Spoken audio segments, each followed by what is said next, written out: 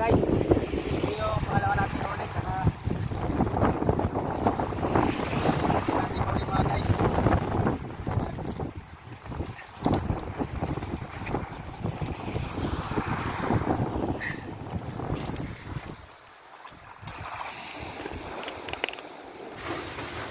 Ayan, happy Sunday sa lahat. At ito mga guys, nag morning quick live tayo at biniyayaan tayo ng Panginoon ng 2 pirasong Brasi Tribali.